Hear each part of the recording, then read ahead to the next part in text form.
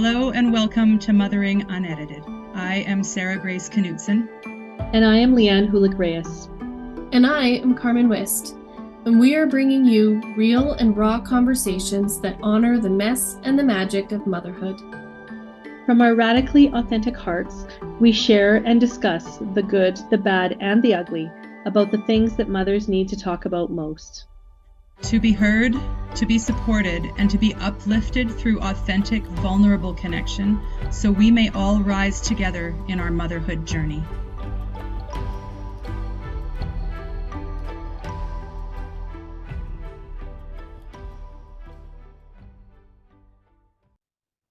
Hello and welcome to Mothering Unedited. This is our first episode of the year 2025, and I'm welcoming everybody to a new year.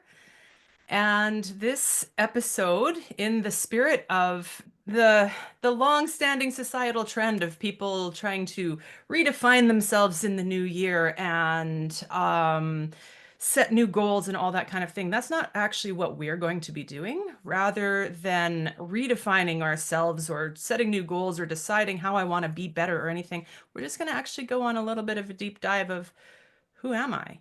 Who am I as a mother?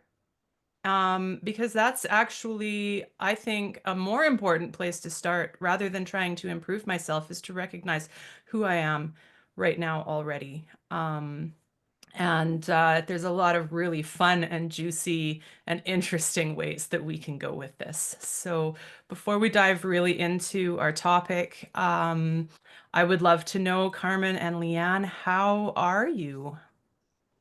Being. How are you being? Would you like to go first, Carmen?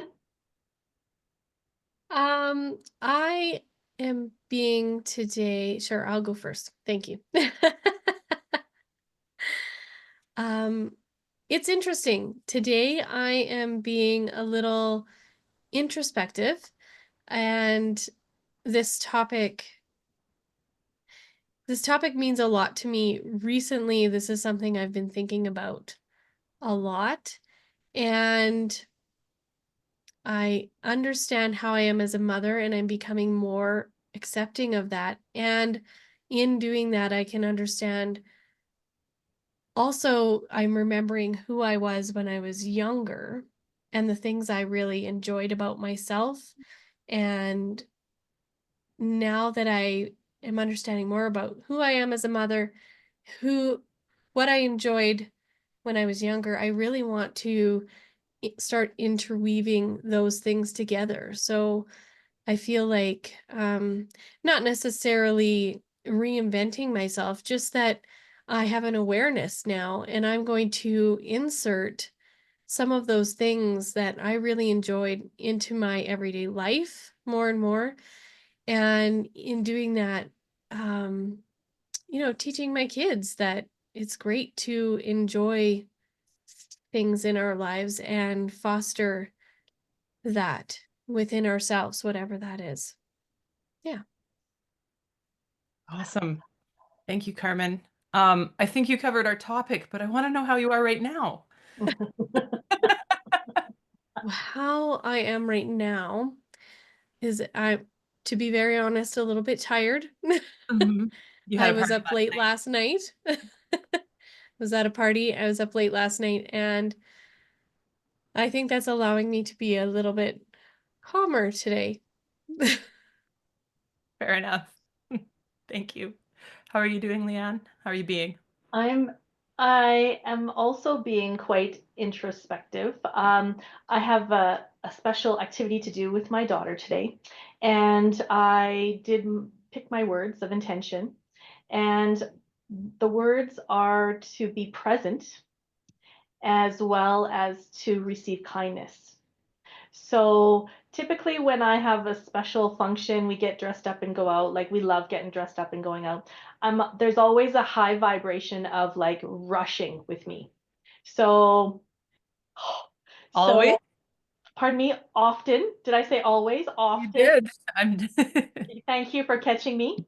up until recently, I do recognize that that's my learning opportunity. And I am so all about enjoying this beautiful day with my girl. And I'm choosing to be present. Yeah, I'm having a little, okay, here we go. Oh, thank you. Here she is again. She's, Oh, hello, Oh, Sparkly. so yeah, beautiful. we're talking bling, bling, sparkle, sparkle. So I am choosing to be present so that I am open to receive kindness coming from everywhere. So I'm open to receive the kindness. And this girl is so kind to me. So if I can just stay planted here in this present moment, this is where the magic is and the miracles. So I'm aware of that today. And I'm very grateful to myself for doing my internal work so that I can up level this experience with her. Awesome. That's beautiful. It is. I love um, the way you're really stepping into entering into an event that you're going to with very focused, conscious intention. Um, and because I think for so many people, we're just kind of like getting from thing to thing to thing to thing, even if it's something that we're really looking forward to.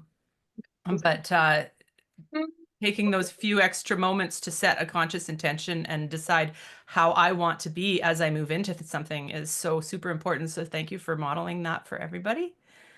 Um, as for me, I'm tired. I'm very, very pregnant. I'm raw, I'm open, I'm vulnerable. And by the time we actually even post this video, I may have a baby in my arms already. And that's how pregnant. And and I feel okay about all of it. I feel like I'm right exactly where I need to be. There's a lot of um, incredibly big shifts happening in my life right now. And some of them are really emotional, and some of them are bringing up a lot of old, um, I would say, emotional patterns and ways of being that used to be true for me, but I'm firmly planted in the, oh, that used to be true for me, and that's not um who I am anymore. So it all really actually leads perfectly into our topic. So maybe I'll just springboard off this right now and go into what's been going on for me in the realm of who am I as a mother. And there's two things that have been really present in my life in the last just week, 2 weeks, that have been highlighting who I am as a mother, and really intertwined with that, who I am as a caregiver. And I have more than just my children whom I care for. So there's a really big shift happening for me in who I am as a caregiver. And I'll give a little bit of detail about that. Um, there is somebody in my life, and without going into exactly who it is, somebody in my life who I've been caring for in a very involved way for the last 7 straight years.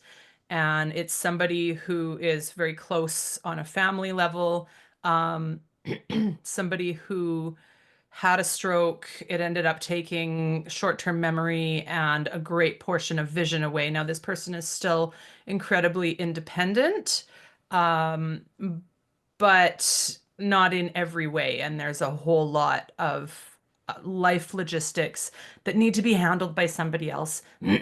Pardon me. And that includes um, any doctor's appointments, any financial stuff, because this person has no short-term memory really left, then there needs to be people overseeing all of these things and acting as her eyes, her ears, and her memory.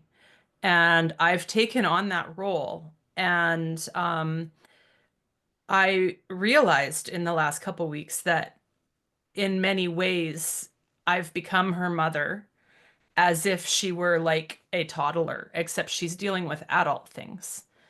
And I don't like control her diet or any of those kinds of things. I've really stepped out and continued to let her make her own decisions as far as that goes. Um, but I realized that the way that this has been affecting me is affecting who I am as a mother. And that's why it's so relevant. Because there's and maybe ways that I am that I don't want to be, ways where I have realized I have beliefs in my system that are like, if I want things to be done right, I have to do it myself. And I can't trust other people to do things the way I see they need to be done. And so it's through this situation where I'm caregiving for another person that these beliefs that are really deep core beliefs, and I've been doing a lot of work around them. Um, it's through this other situation that they became very clear to me. And through that, I've been able to see all of the ways that those beliefs have also shown up in my partnership with my husband as the other parent of our children. Are there ways that I've been not trusting him to do things the right way, whatever that is, the and 100% yes, that has been happening through our entire parenting journey so far. And I wasn't realizing it until I saw this pattern as a result of this other situation. And are there ways in which I've been feeling like I have to do it all myself? Yes, 100%. And I've been feeling very burdened by that. And so are these who I am as a mother? No.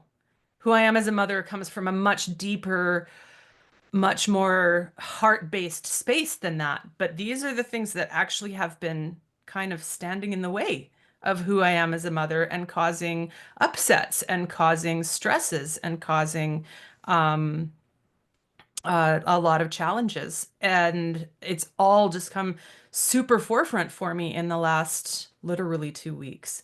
But it's shifting and it's shifting fast. And one of the reasons it's shifting is because in the caregiving situation, we have come to a mutual agreement. And even with the short-term memory, this person is remembering that we've come to this agreement that it's time to get her into an actual supported care facility. And that actually has suddenly turned into a light at the end of the tunnel for myself. And so I've got like pedal to the metal right now on getting all the groundwork laid because I'm about to have a baby. And so I'm doing all of the work for that right now, but it doesn't feel burdensome. It feels actually light. And it's because it's moving us towards a known goal. And amazingly, even though she's having a lot of anxiety about it because it's all unknown and like, oh my gosh, where am I going to be? That it seems like it's actually taken a huge weight off of her as well because she no longer feels like she's going to be a burden on me. And I mean, I would never call her that, but that's how she feels about it, is that she's a burden on me. And that, I mean, I would be lying if I said I wasn't exhausted by the extra caregiving, as all caregivers would totally understand. There's this dichotomy between I love you so much, I want to do all of this for you, and also this is totally like wiping me out. And so there's a light at the end of the tunnel with respect to that, and it couldn't be at a more timely time because I'm about to have 3 kids, and one of them is going to be a newborn, and that's going to take up absolutely all of my focus, at least for a while. Now, how this plays into who I am as a mother on a very, very personal level is that I was having a big sort of emotional night the other night, and my husband was in a very amazing space of just being able to hold me and be there for me in such a strong, rooted and grounded and foundational way. And it was a really beautiful and bonding night for us. And I just kind of was like purging out all the things. And then he was holding me in the kitchen and he said, Sarah, you always talk about the rebirth of the mother with each childbirth. And he said, I'm so excited to see who you're going to become this time. And I broke down in tears, and they were messy tears. And he was like, "Oh my gosh, I didn't mean for this to make you cry." And I was like, "No, it's okay. It's okay." And I'm really excited to find out who I'm going to become as well. And I have no idea who that's going to be. And it's been so wildly different every time so far. And at the same time, I right now need to acknowledge that with the rebirth, um, wow, I just went totally fully deep into everything right off the bat here. But in in that rebirth, there's also a grieving of who was before.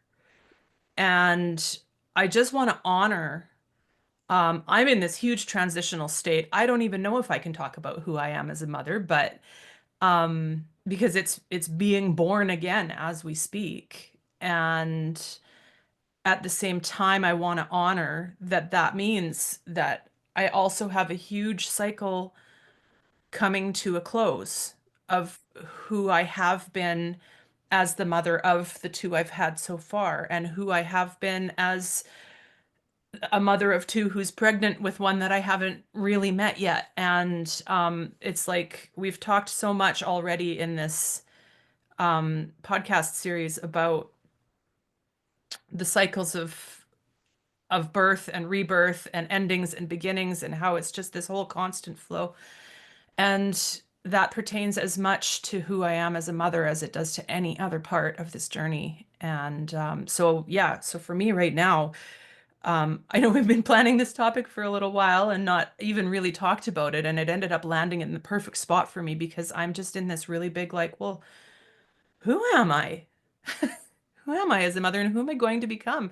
And who's coming into the world is going to determine that just as much as I am. So there's my everything about it right now. Wow. Uh-huh. Well, I'm glad I was taking notes, okay? Because now I can respond. So, Carmen, would you like to go first? I think you should go first this time. Okay.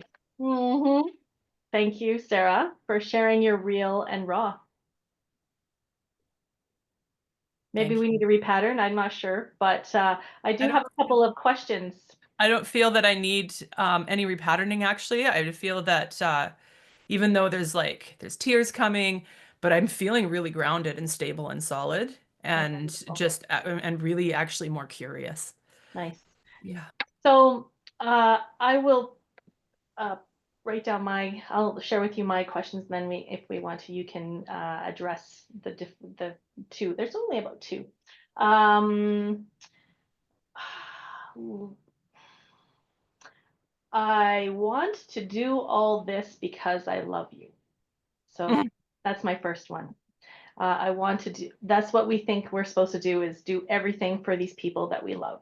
Mm-hmm. And so what I've had to look at for me as a mama is, what do I want to offer this child? I want her to be able to be as independent as possible. So I, it would be easier for me to do everything, and yet to slow down and stop and actually teach repeatedly, maybe 100 times, these steps of what she needs to do is feels more laborious, but it's actually on the journey of giving her this ability to know that inside herself she is able and enabled.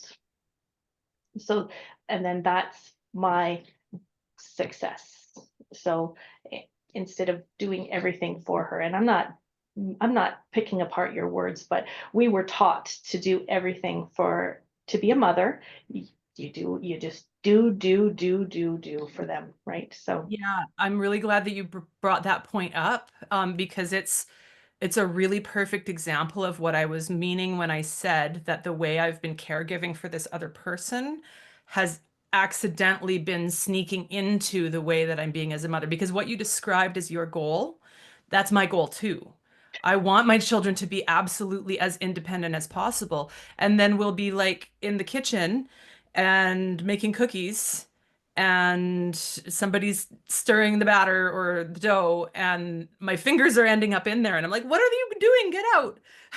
This is Yeah, this because is hard. then that ties into like my way or not at all. Okay. So we don't want them to know that they're not good enough. And that's the other thread that lives in all of us, that if we keep stepping in, then I know that I've lived with it, and that it ends now. Like, we cannot continue to pass this on to our children. So even if we're stirring like in a way that just, doesn't look like it's happening, that we need to just be quiet and keep our hands to ourselves. And you mentioned that. So that's my choosing to learn that each day as well. Yeah. Thank you. Okay, and so the next one, is I don't know which one to do first. Let me muscle test. Okay, so what had the part where you said like, I can't remember what you said, but what my question to myself has been, that has actually released me from knowing how, that I'm supposed to know how I do everything as a mother, because I'm the mother and because I'm the adult. Like, we're not supposed to know how to do all this before we do it. So the statement and the question that I'm offering to you and everyone who's listening, that has helped me, is that, what if as a mom I imagined that I don't have to know how to do everything, that instead I can walk along and learn from her, because she's actually my teacher, and then I can actually learn as I go. So that is my freedom to relax. Beautiful. It is. There's so much freedom in that. And it is pervasive, I believe, out in the world for us to all feel like we need to already know how to do all the things and to feel like we're not enough in some way if we don't know how to do all the things. And then there's, I mean, um, Instagram culture is coming to mind with all of the like perfect homes on display. And look at the craft I did with my kids today and all of these things with it. And then the, of course, pendulum swing the other way of people being like, no, actually, this is what it's really like, and showing, the mess of our homes. But how much out there in the world is feeding the message to us that we need to have it all together and we need to know what we're doing, because we don't. We don't know what we're doing. We don't need to know what we're doing. But at the same time, saying that, there's like a deep, deep wisdom inside of us that if we can let go of all of those thoughts and programs, that the wisdom deep inside of us comes through and informs us as to what is best in each moment. And not what is best as some kind of a blanket rule, but what is best in this particular scenario between me and my child, where things are unfolding a certain way. If we really, really listen and get all of that clutter, brain clutter out of the way, we do actually know. I actually want to jump in here and talk about this, because as I was listening to you lovely ladies talk about who you are as a mother, and this may have a little bit to do with me feeling tired today, I started thinking about some of the ick.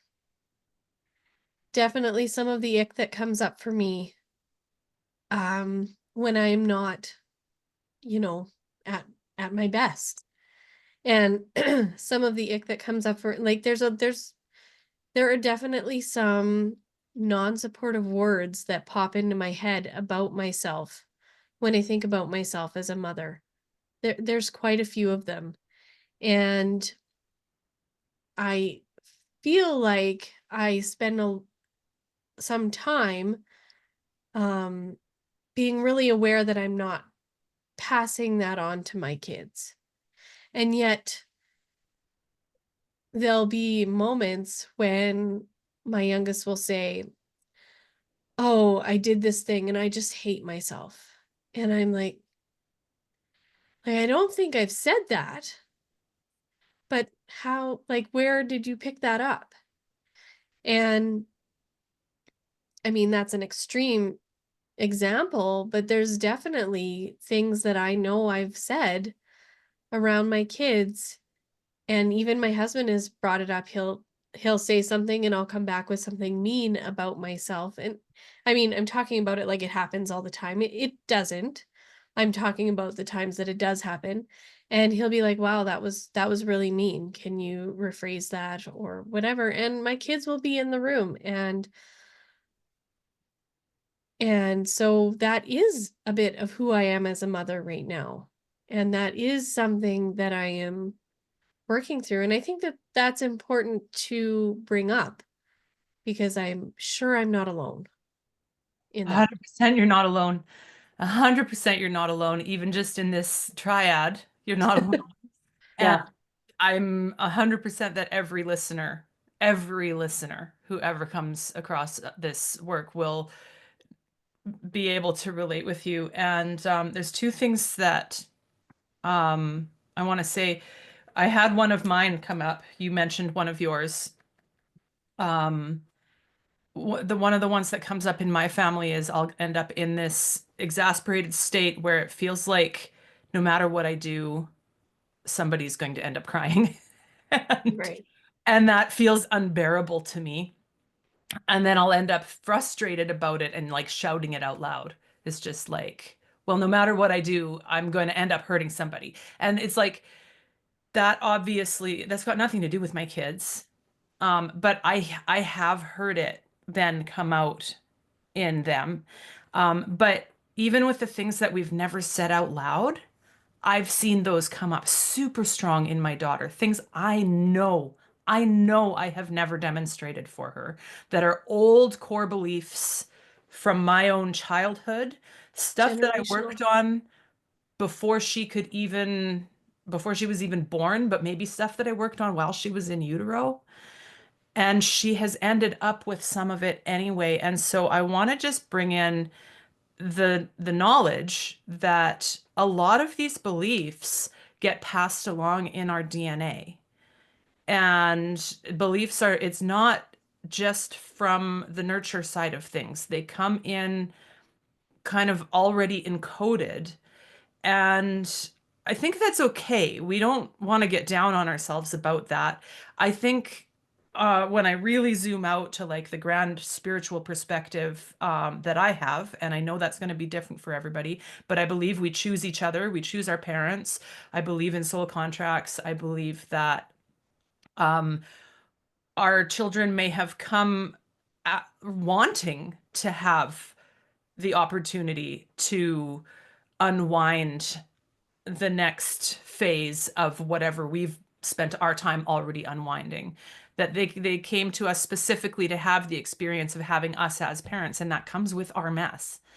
And and it comes with our wisdom. And so I I really try to stay zoomed out on stuff like this. And even though I can see like, oh, it's heart torture almost for me to see my daughter having some of the beliefs that she has when she goes into her dark place and she's like, if nobody's playing with me, then it means that nobody loves me. And I'm like, I know there's no way I know I felt that way as a child, but I know there's no way that I've passed that along to her through my behavior or through my messaging or through my subconscious things that she's been witness to. There's no way. There's no way, but she has it anyway. And so my job now is not to feel crappy about myself that she ended up having it. My job now is to impart the wisdom that I've learned along the way, that it took me 40 years to learn, so that she can learn it when she's 5. Boom. I had So another thing I wanted to add, and it's gone right now. So I'm going to give somebody else a turn and it'll come back. yeah. The only way through this conversation is for me to write down everything you're saying, because this is like a lot. Okay, so you just finished talking about uh, that you took you 40 years and you want to help her. So I also want to offer the idea that it's almost visible evidence of your growth, right? So that you've already dealt with it. So now that you're able to help her. And so it's just coming around again, but it looks a little different, and it's an opportunity for you to deepen your healing on it, but also then to witness it in her and assist her. And Yes, and the witnessing, thank you, because that was the thing when I was little, is that I never felt witnessed, whether somebody witnessed me or not. I'm making no claims about what other people did or didn't do, but I can say that in my own self, I didn't feel witnessed for whatever reason. And so that makes my goal to make sure that she feels witnessed and that she feels understood. And whether I am successful right away or not at helping her to understand that, of course, she's loved. Even if somebody says, I don't want to play this game, that's not what that means. um, at the very, very least, my goal is to make sure that she feels that I understand her, that I am there for her, that I'm not going to argue with her about it, and that she's safe with me to share her feelings. And that's really my goal. And I mean, and so that's who I am as a mother. And there's the tingles. And at some point in her life, she will have an easier time finding her self-love because I did all of those things, even if I don't lead her to it right now. And I think what we're talking about here is there's an inner world and an external world. So if someone won't play with me, that's the external world. But then we take on an internal belief that I'm not good enough, and then we're looking for this connection in the external world. So it almost feels like we have to start, I don't know how, but acknowledging this inner stuff. And that's my goal as me as a human is oh is deepening this inner connection with myself, so that I don't get wavered on external things, you know. And so I've been wintering, and my theme for this wintering was looking at connection, and what and an external connection doesn't doesn't impact me because I have this internal connection first. So if it's with source, and I say to my girl that you are loved by your mother, by your father, and by God, source, whatever religion, okay? So there's no religion really attached to it, but I want her to know that there's this internal love, and for her to have this internal love for herself, so that if I can help her, actually, if I build it within myself first, then she can see it, and then there's this inner knowing and inner comfort that then the external world doesn't make you wobble as much, because that's what we're all trying. I think if we can help our children get that stability, that would be amazing, because I didn't have that. I want to I want to just build on what you said there. Or maybe just an awareness I had while you were talking. You said, if I build it within myself first, which is a great thing to say. And also I think that building it within yourself and bringing her along with that journey is important as well, because if I said that same thing to me, if I said, oh, I'm going to build it within myself first, and then it never happened, or I felt like it was never complete, I might not start helping my kids along, building it within themselves. Whereas I feel like if we can journey together, building it within each other, that will help create it more solidly within each of us. I mean, that's what we're doing right here. That's what we're doing. Yeah. And I love this, just tied back to the very first thing that you talked about, Carmen, when I asked how you're being and you spoke about our topic. And one of the things that you brought up then that I actually really wanted to circle back to eventually, so this is perfect, was this desire to create a union between who you are as Carmen and who you are to your children. Um, and to merge the two. And I've been really wanting to do that too. And I've been realizing that that's another thing that I feel wasn't necessarily always modeled for me. Um, and I've been feeling really like, why is it that I will go and listen to these like deeply spiritual podcasts that are about what we were just talking about, this deep foundational strength within myself, connection to source, and the ability. I'll build all these abilities within myself, and I do it away from my children. Why am I doing that? Why Yeah. am I not doing it with them? And I even know that with my youngest, I'm gonna have to stop calling her my youngest because with my middleest, she is super into like watching Joe Dispenza videos and Bruce Lipton videos that talk about like the biology of belief and the ways that we actually are superhuman and the amazing feats and strengths that we have in our bodies for healing and for healing on all levels, physical, spiritual, emotional. And she digs it. She's 5 and she digs it. So why am I listening to those on my headphones after the kids go to bed? Yeah. Right? Like, let's do it together. Let's learn it together. And then I don't need to, as you said, I don't need to be trying to learn it myself so that I can impart it to them.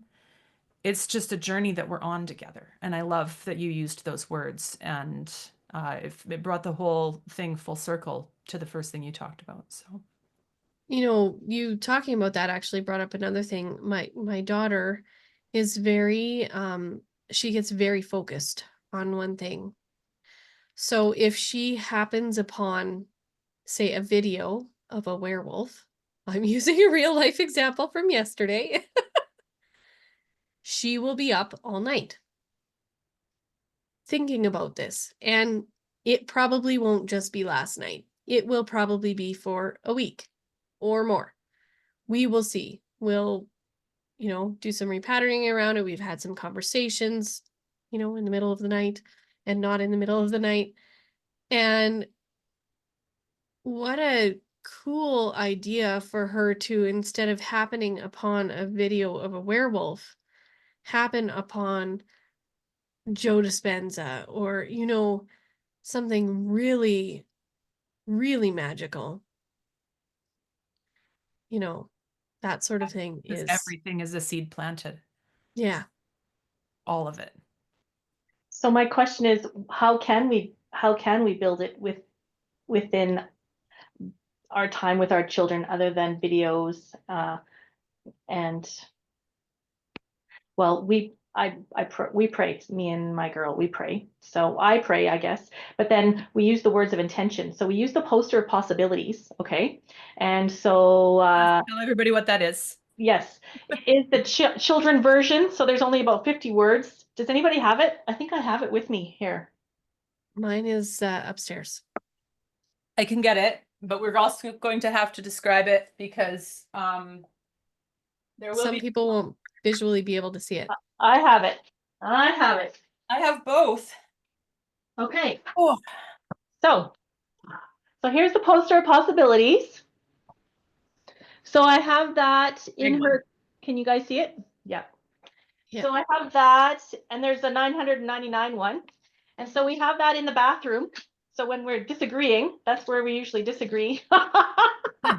So And for then anybody who didn't get to look at the poster of possibilities, it's basically a poster that has, on the adult version, there's 999 upside words. And what we mean by upside is of a positive vibration. So no matter where you are in your day and no matter where you are in your emotional state, if you align yourself to go in the direction of one of these words, it will improve your state in one way or another. And it's all the same words as we pull out of books. You've heard us say, I picked my word this morning.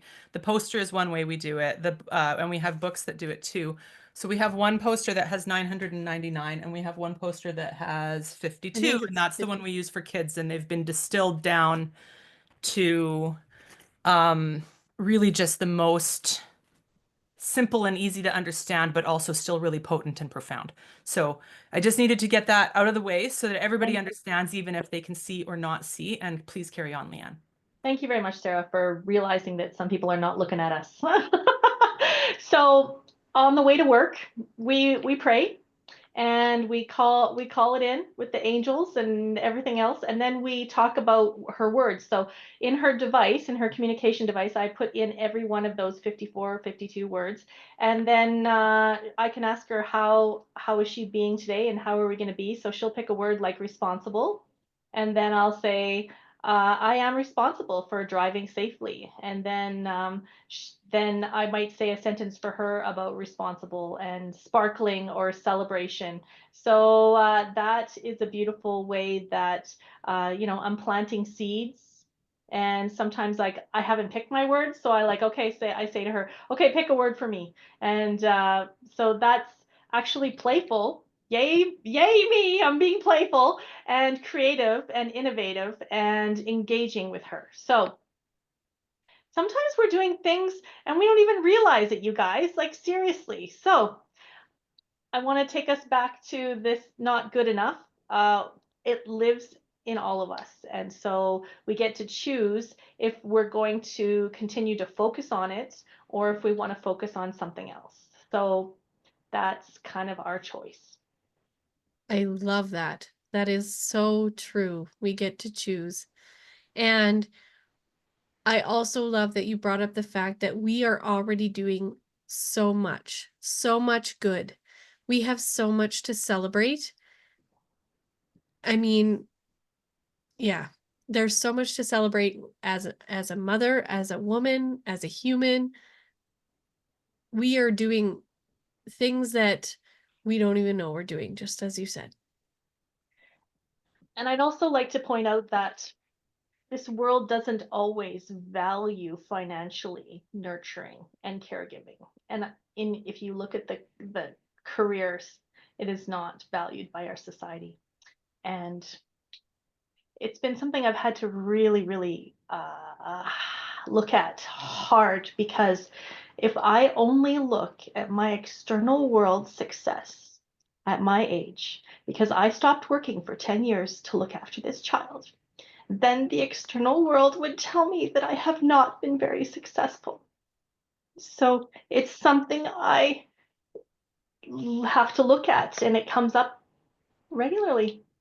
So if I only look at this external world, I get to decide what I accomplished in it, it doesn't look very well. Mm-hmm. So I have learned that I can look at my inner world success.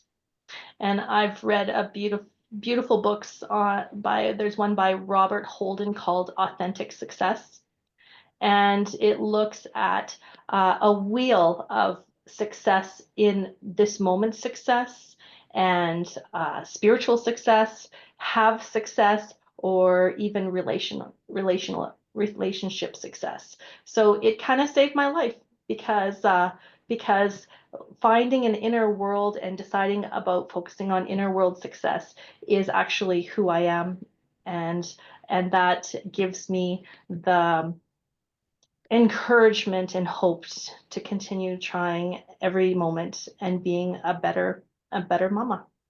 Beautiful. The wheel you just described reminds me actually of the one that we work with when we all did the belief repatterning program, and we did the every couple months. This year's going to be different, and it was all of the different areas of life that we were actively looking for growth in, and what do I need to repattern in this area in order to achieve my growth.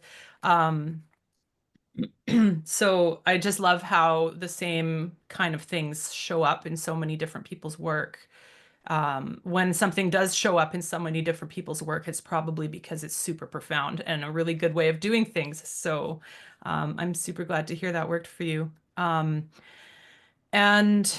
the worthiness piece and um, the the worthiness of caregiving piece, that's really relevant for me in my history of my journey as a mother, because in the dynamics of my relationship, and just where I had come from prior to this relationship with my husband, I had gone through quite a tremendous amount of financial abuse. I had ended up being totally bankrupt, and I was rebuilding my financial world back out of bankruptcy at the same time as I entered into partnership with my now husband.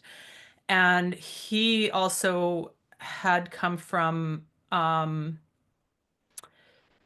for whatever reason, had come from a place of really feeling like everybody's finances needed to stay separate. And so when we entered into the beginnings of our partnership, we kept everything financially separate, and he had his money and I had my money, and that really worked for us at the time, and it was necessary for me at the time because I needed to be able to establish those boundaries. But then as we entered into homeownership and marriage, and then having babies and him going to work and me staying home, I kept this mentality for a really long time that I still needed to also be a breadwinner. And I didn't try to take a whole bunch of years off in order to just raise the kids. I was like, I still need to have an income. I need to be bringing in this much money in order to contribute. And it was like I completely forgot that motherhood is a contribution.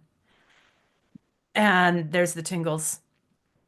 And so a huge part of my journey to where I am now, and I still struggle with it. And everybody who's listened to this point in the podcast knows that my journey with motherhood has been, how do I run a business and mother my children the way I want to at the same time and homeschool them? And it's just like all these things. And part of that is because I still have it in me that I want to, it's not so much about bringing in the income now. It's more of like, I want to be putting my work into the world. And that's a big shift.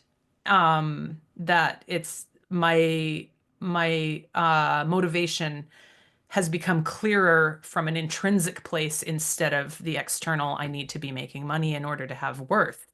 But that was definitely there. And it's nobody ever taught me that mothering in and of itself is intrinsically valuable, is actually one of the most important things that anybody can be doing, because we are the ones who are pouring the next version of life into the world. And do we want it to feel cared for, or do we want it to have felt rushed? And yeah, so that's been a huge part of my journey as well. And I'm sure many, many others. I I would like to comment. I, with my partner, we decided that I should stop working so that I could offer extra care to my child who needed extra help. Um, ooh, and I'm almost feeling like I lost my direction here, but yeah, it was actually she, she saved my life because she's been my teacher, and so I wouldn't be this lovely in this lovely woman that I am, and in this collaboration in this moment, and sharing my real, honest, authentic path, owning my path, I would not have arrived here. So it has been difficult to learn and stretch and grow in some moments, but I'm so grateful that I chose to learn and grow and arrive here. Thank you. Wow. Wow, excuse me.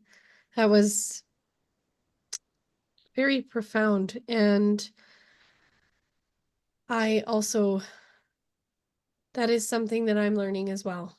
I think back to, I mean, I have a lot of different businesses on the go, and I can't change the past. And I still think back to what it could have looked like. And now, what do I want it to look like in the future? How do I want to be as a mother? All right. I think this is a beautiful place to wrap up. And I would like to offer an invite to all of our listeners and viewers to just take a few moments or an, a moment with your journal to reflect on who am I as a mother? Maybe what are the parts of who has shown up in my motherhood journey that I feel ready to shift and grow from? And what are the parts that I love about myself and who do I want to become? And not in a New Year's resolution kind of way, but just what is for my maximum growth? Because there's just such a different energy between a New Year's resolution and who am I becoming? It's two very, very different questions, and I want to honor the difference there.